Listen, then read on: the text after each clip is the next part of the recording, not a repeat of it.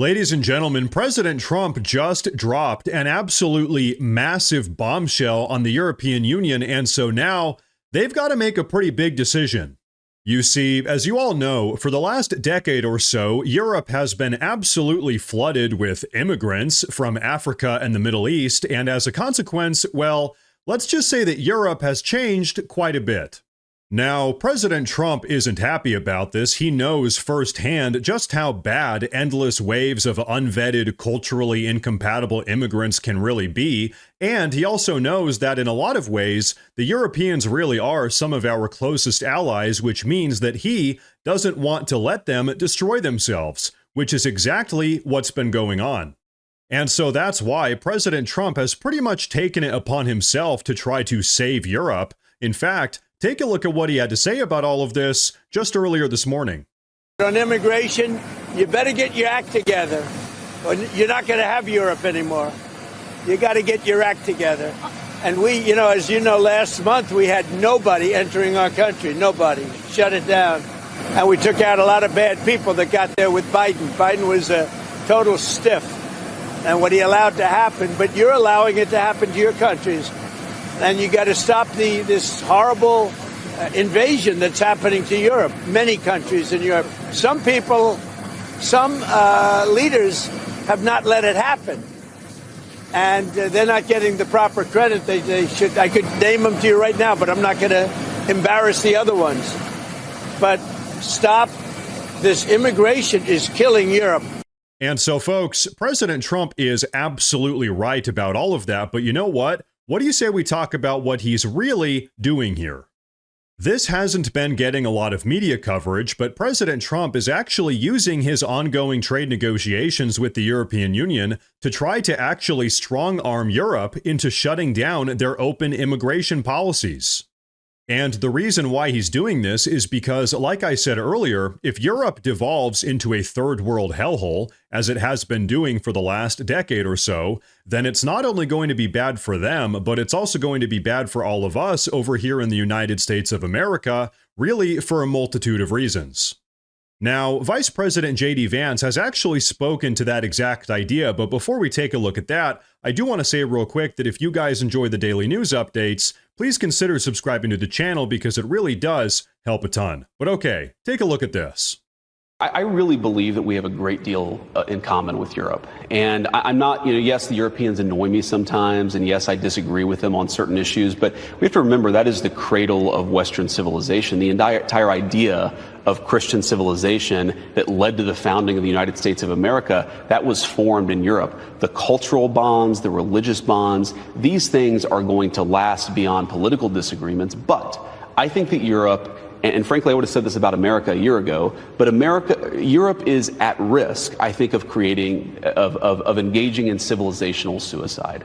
They are unable to, or unwilling, too many countries to control their borders. You see them starting to push back against that, and good, that's a good thing.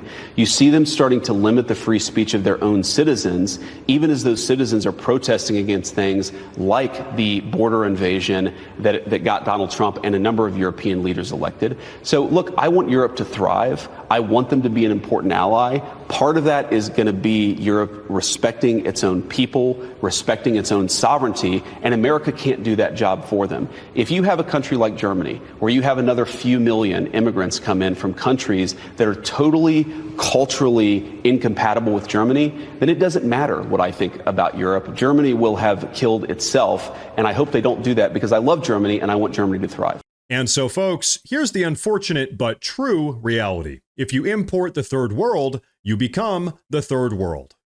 And here's the thing, at this point, this is just an inarguable fact. This is exactly what we've all been witnessing day by day for the last decade here in the United States, up in Canada, and also all across Europe.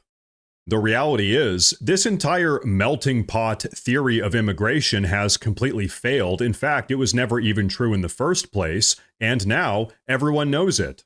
In fact, even tech bro Elon Musk has recently come to this very conclusion. Take a look at what he had to say about all of this just the other day. The mass immigration is insane and will lead to the destruction of any country that allows unfettered mass immigration. That country will simply cease to exist. Um, at the end of the day, it is a numbers game, a numbers situation.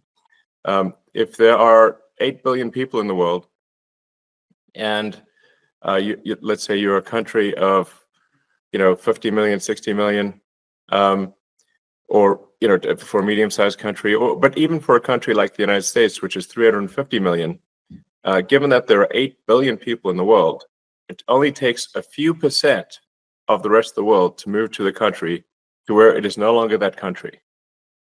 A country is not its geography. A country is its people. This is a fundamental concept that is truly obvious. And so, folks, here's the brutal reality that we all really need to come to terms with. The thing that truly makes America what it is, that has always made America, frankly, the greatest country on the face of the earth, is the American people. And if you replaced all of the American people, which is what's been happening, with random people from all over the third world, then America would cease to exist. And if you don't believe me, as a little bit of an example, take a look at this. There are actually numerous other countries around the world, Liberia over in Africa, for example, that actually have pretty much the exact same constitution and legislative system that we have here in the United States. In fact, Liberia pretty much copied our constitution word for word, actually, but obviously Liberia isn't doing as well as we are in the USA. And why is that? Well, it's because, once again, the human element is really the most important part of having a successful country. We, the people. Now, on that note, just the other day, J.D. Vance was speaking at a conference over in Europe, and he actually stressed the importance of respecting the will of the people. Take a look. No voter on this continent went to the ballot box to open the floodgates to millions of unvetted immigrants. But you know what they did vote for? In England, they voted for Brexit, and agree or disagree, they voted for it. And more all over Europe, they're voting for political leaders who promise to put an end to out-of-control migration. Now, I happen to agree with a lot of these concerns, but you don't have to agree with me. I just think that people care about their homes, they care about their dreams, they care about their safety and their capacity to provide for themselves and their children. And they're smart. I think this is one of the most important things I've learned in my brief time in politics. Contrary to what you might hear a couple mountains over in Davos, the citizens of all of our nations don't generally think of themselves as educated animals or as interchangeable cogs of a global economy. And it's hardly surprising that they don't want to be shuffled about or relentlessly ignored by their leaders. And it is the business of democracy to adjudicate these big questions at the ballot box. And now, folks, J.D. Vance raises a very curious point. Did anyone in the United States, or Europe for that matter, ever vote to have their nations flooded with millions of immigrants from the third world? No, of course not. Nobody would ever vote for that. It just sort of happened. But why? Well, it's because we actually have a bunch of traitors inside of our countries that actually want our countries to become third world hellholes. Take a look. The Democrat Party is completely radicalized. They're a party of extremists. They're committed to the rights of illegal aliens over the very lives of American citizens. So, of course, we know and we understand that Democrats want to flood the country with illegals because it gives them extra congressional seats. It changes apportionment. It expands their political power under birthright citizenship. All their kids become automatic citizens. So all of these things Democrats believe will increase their political power, grow the welfare state, grow dependency, strengthen, for example, the power of the teachers union, because millions of illegal aliens are getting free education in public schools. So we understand all of these things. But I think at a deeper level, at a much deeper level, Sean, they hate America. At least they hate America as you and I know it, the America that our founders gave us, and they want to end that America and create a new communist hellhole, and they believe open borders is the way to get there. And so, folks, there you have it. Here's the reality. None of these subversive, far-left, radical progressives are pushing for open borders because they think it's actually going to make things better. No, it's the exact opposite. They want open borders because they actually want the Western world to collapse in on itself. And so, folks, considering all of this is true, and we know it is 100% true, let's all be thankful that finally something is being done about it, and that finally we're not just making America great again, but also we're making Europe great again. And so, ladies and gentlemen, on a final note here, I don't know about all of you, but that is exactly what I voted for.